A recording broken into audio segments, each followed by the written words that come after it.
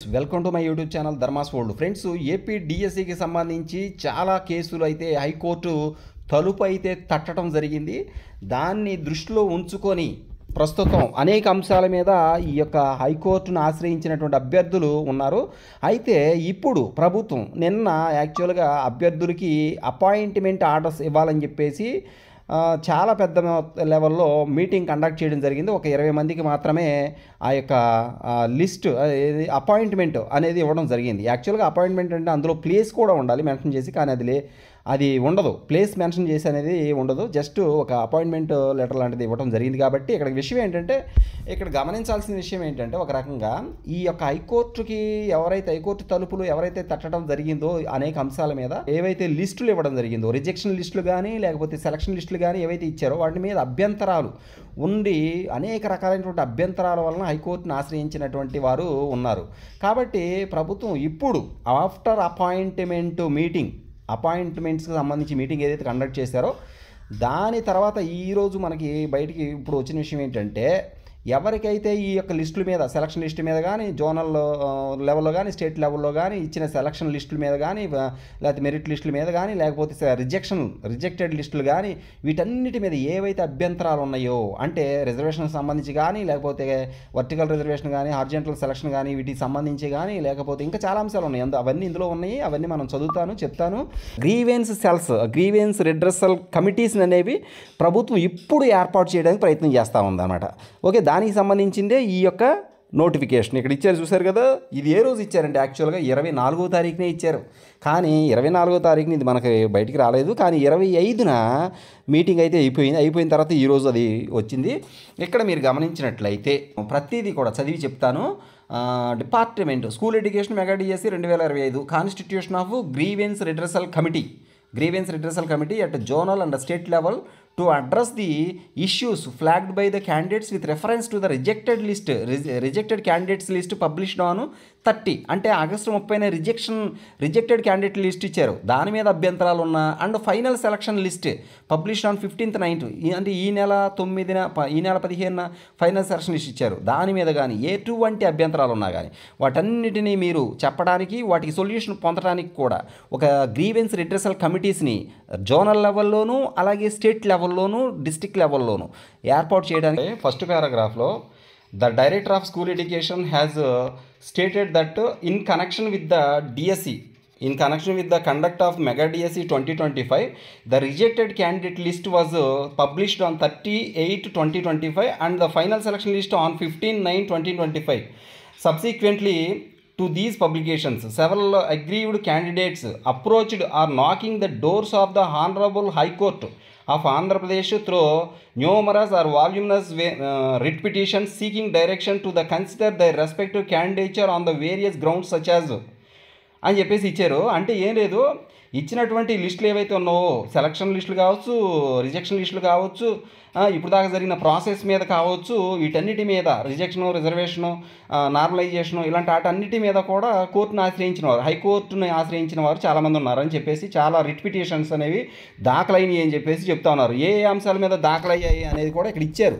అదేంటంటే, ఒకటి ఇక్కడ మీరు గమనిస్తే ఏంటి, ఫస్ట్ది consider the respective candidature on the various grounds such as non consideration of the candidature despite being called for certificate verification.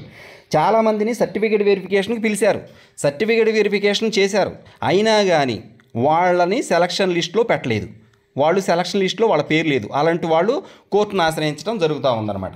ఇంకొకటి rejection on grounds of qualifying course pursuing during contract అవుట్సోర్సింగ్లో కానీ కాంట్రాక్టు సర్వీస్లో కానీ ఉన్నప్పుడు వాళ్ళు చేసినటువంటి qualifying certificate ఏదైతే ఉందో, వాళ్ళు ఏదైతే సర్టిఫికేట్ సంపాదించుకున్నారో దాన్ని కన్సిడర్ చేయలేదు చాలా చోట్ల, అని దాన్ని కూడా రిజెక్ట్ చేశారన్నమాట. ఇది జాబ్ చేస్తూ ఈ యొక్క కాంట్రాక్ట్ పని లేదంటే అవుట్సోర్సింగ్ వర్క్ చేస్తూ ఉన్నప్పుడు వాళ్ళు ఏదైతే కోర్స్ కంప్లీట్ చేశారో ఆ సర్టిఫికేట్ని పరిగణలోకి తీసుకోలేదు. దాన్ని కూడా కోర్టులో సవాల్ చేయడం జరిగిందన్నమాట. ఇంకొకటి ఏంటి, non adherence to the norms prescribed under GO number 77. ఏదైతే జీవో నెంబర్ 77 ఉందో ఆ యొక్క రూల్స్ పాటించలేదు, దాంట్లో ఉన్న అంశాలు పరిగణలోకి తీసుకోలేదు అని దాని మీద కూడా ఒక మరి ఈ యొక్క హైకోర్టులో ఆశ్రయించడం జరిగింది దాని గురించి కూడా. అలాగే issues related to horizontal and vertical horizontal reservation సంబంధించిన అంశాల మీద కూడా కోర్టును ఆశ్రయించే అవకాశం ఉంది. Caste and PWBD certificate validation, caste certificate అలాగే పీడబ్ల్యూడీ అంటే పిహెచ్ క్యాండిడేట్ల యొక్క సర్టిఫికేటు వాల్యూ చేయకపోవటం, చాలామందివి అవి రిజెక్ట్ చేశారు, వాటి గురించి కూడాను. అలాగే non inclusion in selection despite being in the merit లిస్ట్లో ఉన్నప్పటికీ కూడా సెలక్షన్ లిస్టులో వాళ్ళని కన్సిడర్ చేయలేదు చాలామందిని. అంటే ఛాన్స్ ఉండి, జాబ్ వచ్చే ఛాన్స్ ఉండి కూడా తమకి జాబ్ రాలేదు, సెలక్షన్ లిస్టులో వాళ్ళని ఉంచలేదు. అలాగే మెరిట్ లిస్టులో ఉన్న జాబ్ పొందే స్థాయిలో ఉన్నప్పటికీ కూడా వాళ్ళకి పోస్ట్ ఇవ్వలేదు.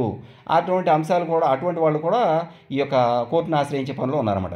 ఇక objections against the merit list మీద ఉన్నటువంటి అబ్జెక్షన్స్, వీటన్నిటి మీద కూడా కోర్టును ఆశ్రయించే అవకాశం ఉంది. కాబట్టి వీళ్ళందరూ ఇప్పటివరకు కొంతమంది ఆశ్రయించారు. కాబట్టి మీకు ఇంకేమైనా ఇంకా అభ్యంతరాలు ఉంటే గనక మీరు ఈ యొక్క గ్రీవెన్స్ రిడ్రెసల్ కమిటీస్ని మేము నియమిస్తున్నాము, వాటికి అక్కడికి వెళ్ళి మీ యొక్క సమస్యను విన్నవిస్తే 15 రోజుల్లో దానికి సొల్యూషన్ ఇస్తామని చెప్పేసి ఈ యొక్క గ్రీవెన్స్ రిడ్రెసల్ కమిటీస్ని నియమించడానికి ఈ యొక్క ఉత్తర్వులు అనేవి ఇవ్వడం జరిగింది అనమాట. ఇక్కడ ఇంకొక పాయింట్ ఉంది ఈ 2వ పారాగ్రాఫ్లో. ద డిఎస్సి అంటే department of school education has stated that highlighting the sensitivity of the issues, he has proposed for constitution of the grievance redressal committee comprising members have expertise in the relevant areas and the address the grievances at appropriate levels to address such issues in a transparent and time bound manner. అంటే ఈ యొక్క redressal కమిటీస్ని నియమించి మీకున్న సమస్యను కనుక వాళ్ళకి దృష్టి తీసుకువెళ్తే ఒక టైం బౌండ్, అంటే ఒక 15 days లోపు టైం బౌండ్ పెట్టారు దానికి, అంటే టైం లిమిట్ పెట్టారు. ఈ 15 daysలో ఆ సమస్యకి సొల్యూషన్ కూడా ఇస్తారు అని చెప్పేసి చెప్తున్నారు. ఇది స్టేట్ లెవెల్లోనూ అలాగే మరి జోనల్ లెవెల్లో కూడా ఈ కమిటీస్ నియమించబడతా ఉన్నాయి. వీటిని మీరు అప్రోచ్ అయితే ఇంకా మంచిదని చెప్పి చెప్తున్నారు. అంటే కోర్టుకు వెళ్లకుండా మీరు ఇక్కడికి వెళ్ళాలని చెప్తున్నారండి. ఈ has their four requested the government to issue orders constituting the grievance redressal committees at zonal and state level to address the grievances of MEGA DSE 2025 applicants. అది మొత్తానికి ఇది ఎందుకు పెడుతున్నారు అంటే మీరు కోర్టుకి వెళ్లకుండా ఇక్కడికి వెళ్ళడానికి, ఇక్కడికి వెళ్తే వీళ్ళు చేస్తారా? ఒకసారి దృష్టికి తీసుకుని వెళ్ళాల్సిన అవసరం ఉంది. ఆ తర్వాత మీరు ఎక్కడికైనా వెళ్ళచ్చు. ఇక్కడ చూడండి, accordingly based on the above proposal of the director of school education, government after careful examination of the matter here by constitute the grievance redressal committee at zonal and state level to address the grievance of mega DSC 2025 applicants as detailed below. ఇక్కడ కొన్ని కమిటీలు form చేస్తున్నామని చెప్పేసి ఈ యొక్క grievance redressal కమిటీలో ఎవరెవరు ఉంటారనేది కూడా, ఎన్ని కమిటీలు ఉన్నాయి, ఎక్కడ ఏ లెవెల్లో ఉన్నాయి అనేది ఇక్కడ ఫామ్ చేయడం జరిగింది. వాళ్ళ యొక్క విధి ఏంటో కూడా ఇక్కడ టైం లైన్తో సహా అన్నీ ఇవ్వడం జరిగింది అనమాట. ఇక్కడ చూడండి, జోనల్ లెవెల్ కమిటీ ఉంది. దీంట్లో రీజనల్ జాయింట్ డైరెక్టర్ ఉంటాడు, regional joint director of school education చైర్పర్సన్గా ఉంటాడు. అలాగే 2 డిస్ట్రిక్ట్ ఎడ్యుకేషన్ ఆఫీసర్స్, అంటే 2 డిఈఓలు ఉంటారు దీంట్లో. Officer nominated by the RJDs nominate చేసినటువంటి డిఈఓస్ 2 ఉంటారన్నమాట ఇందులో. ఇది జోనల్ లెవెల్ కమిటీలో. ఇదేం చేస్తుందంటే receive and dispose grievance related to district లెవెల్లో ఏ గ్రీవెన్స్ అయినా వీళ్ళు తీసుకుంటారు. ఏ సమస్య ఉన్నా డిస్ట్రిక్ట్ లెవెల్లో వాళ్ళు మీకు సంబంధించి రిజర్వేషన్ సంబంధించి, సెలక్షన్ సంబంధించి, ఇంకేదైనా మీకు ఏదైతే అన్యాయం జరిగిందో దాన్ని దృష్టి తీసుకెళ్తే 15 రోజుల్లో దీనికి సొల్యూషన్ ఇస్తారు ఈ కమిటీ వాళ్ళు. ఇది జోనల్ లెవెల్ కమిటీ అనమాట. ఇది డిస్ట్రిక్ట్ లెవెల్ సమస్యలని తీరుస్తుంది. ఇక స్టేట్ లెవెల్ కమిటీ, ఈ స్టేట్ లెవెల్ కమిటీలో ఏముంటారు? అడిషనల్ డైరెక్టర్ సర్వీసెస్ చైర్పర్సన్ ఉంటారు. అడిషనల్ డైరెక్టరు చైర్పర్సన్గా ఉంటాడు. కన్వీనరు మెగా డిఎస్సి కన్వీనరు మెంబర్గా ఉంటారు. జాయింట్ డైరెక్టర్స్ హెచ్జిటీస్ అండ్ ఎస్సిఎస్ ఎస్టాబ్లిష్డ్ మెంబర్స్ అనమాట, జాయింట్ డైరెక్టర్స్గా ఉంటారు వీళ్ళు. ఇందులో కూడా 15 daysలో సమస్యను సాల్వ్ చేస్తారు. ఇక్కడ ఏంటంటే receive and dispose grievances related to zonal and state level post. Receive and dispose grievances related to zonal లెవెల్లో సమస్యలు, స్టేట్ లెవెల్ సమస్యలు, ఈ 2 కూడా ఇక్కడ తీరుస్తారన్నమాట వీళ్ళు స్టేట్ లెవెల్ కమిటీలో. ఓకే, వీళ్ళు కూడా 15 daysలో మీ సమస్యను తీరుస్తారు. ఇక final appellate authority, director of school education, ఇంకొక కమిటీ ఉంది ఫైనల్ అప్పీలేట్ అథారిటీ. ఇది చివరికి ఈ ఫైనల్ అప్పీలేట్ అథారిటీ ఉంది కదా, ఇదేంటి? డైరెక్టర్ ఆఫ్ స్కూల్ ఎడ్యుకేషన్ ఉంటారు ఇందులో, చైర్పర్సన్గా ఈయనే హెడ్. ఇక్కడ appeal against state level committee grievance disposal. State level కమిటీలో ఎవరైనా గ్రీవెన్స్ పెట్టినప్పుడు, సమస్యను వివరించినప్పుడు సొల్యూషన్ ఇవ్వకుండా దాన్ని డిస్పోజ్ చేశారనుకో, దాన్ని ఇక్కడ డైరెక్టర్ ఆఫ్ స్కూల్ ఎడ్యుకేషన్ వారి దృష్టికి తీసుకురావాలి. ఈ స్కూల్ ఎడ్యుకేషన్ వారు దాన్ని డీల్ చేయడం జరుగుద్ది. ఇక్కడ 30 days టైం పడుతుంది. అంటే 30 days టైం ఉంది అంటే 30 days దాకా కొత్త డిఎస్సి వాళ్ళకి పోస్టింగ్ ఇవ్వరు. రైట్, అది విషయం.